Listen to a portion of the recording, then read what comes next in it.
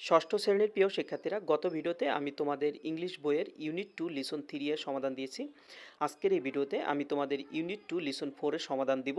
তাহলে চলো দেখি ইউনিট 2 লিসন 4 এ কী সমস্যা দেওয়া আছে। দেখো এখানে লেখা আছে, read the poem in pairs to find out the correct word বা ফ্রেজ। তোমাদের উপরে একটা কবিতা আছে যা তোমরা পূর্বের ভিডিওতে গেলে দেখতে পারবা। সেই কবিতাটা ভালো করে পড়তে বলছে এবং ফাইন্ড আউট করতে বলছে, অর্থাৎ খুঁজে বের করতে বলছে সঠিক শব্দ বা শব্দগুচ্ছ। ফ্রেজ অর্থ হচ্ছে শব্দগুচ্ছ, ওয়ার্ড অর্থ হচ্ছে শব্দ। ঠিক আছে, আর এটা খুঁজে বের করো কোথায় থেকে? দেখো এই যে from the box, from the box and right next to the sentence. অর্থাৎ এই যে দেখো নিচে একটা বক্স দেওয়া আছে, অর্থাৎ এই বক্স থেকে তোমাদেরকে পছন্দ করে নিয়ে সেন্টেন্সগুলোকে পূর্ণ করতে হবে।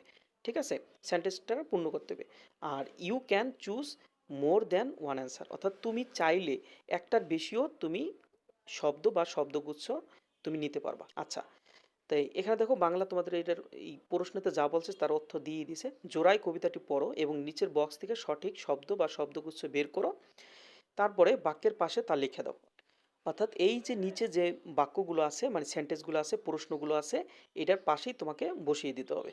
তাহলে আমরা চলো এই বক্স থেকে ওয়ার্ড বা ফ্রেজ নিয়ে আমরা এই বাক্যগুলো পূরণ করি। তাহলে চলো দেখি নাম্বার এতে কি লেখা আছে। নাম্বার এতে লেখা আছে, দেখো, what makes a land pleasant, কি ভূমিকে মনোরম করে।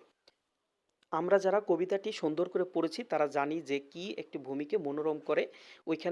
ওইখানে স্ট্যান্জার ভিতরেই লেখা আছে গ্রেনস অফ ল্যান্ড, বালুকণা একটি ভূমিকে কি করে? মনোরম সুন্দর করে তোলে, মানে একটা ভূমি তৈরি করে দেয়।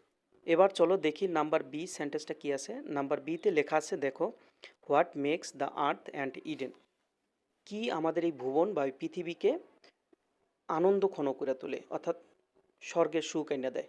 তোমরা জানো যে উপরে লেখা ছিল যে তুমি একের বেশি উত্তর নিতে পারবে। এক্ষেত্রে দুইটা ফ্রেজ দিলে সবচেয়ে ভালো হয়। একটা হচ্ছে ডিডস অফ কাইন্ডনেস এবং ওয়ার্ড অফ লাভ। ঠিক আছে, তাই এই দুইটা সেন্টেন্স একসাথে দিয়ে দিলে এই সেন্টেন্সটা সুন্দর অ্যান্সার হয়। দেখো, did of kindness and words of love. এবার আমরা চলে যাই নাম্বার সিতে। দেখো নাম্বার সিতে কি লেখা আছে, how much water make a mighty ocean, অর্থাৎ কি পরিমাণ অথবা কত পানিতে একটি মহাসাগর তৈরি হয়। এটা আমরা সবাই জানি যারা কবিতাটা পড়ছি, যে আমরা জানি বিন্দু বিন্দু জলে একটা মহাসাগর সৃষ্টি হতে পারে। তাহলে আমরা জানি বিন্দু বিন্দু জলের ফ্রেজটা কি, দেখো, লিটল ড্রপস অফ ওয়াটার।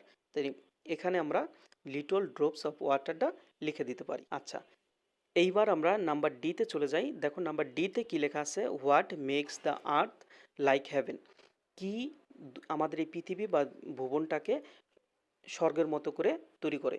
ঠিক আছে, আচ্ছা দেখো এই ক্ষেত্রেও আমরা দিতে পারি যে দয়ালু মনোভাব এবং ভালোবাসার বাণী এই পৃথিবীটাকে স্বর্গময় করে তুলতে পারে।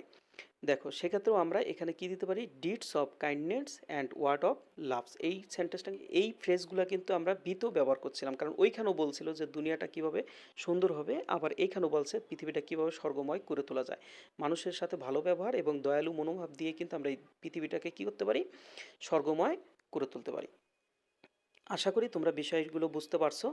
তোমরা এই সেন্টেন্সগুলোকে, এই যে বক্স থেকে আমি যেই শব্দ বা ফ্রেজগুলো নিয়ে আমি পূরণ করেছি, তোমরা এইভাবে এই শব্দ বা সেন্টেন্সগুলোকে এভাবে পূরণ করে দেবা। ঠিক আছে, আজ আর নয়, আবার দেখা হবে পরের ভিডিওতে, ইনশাআল্লাহ।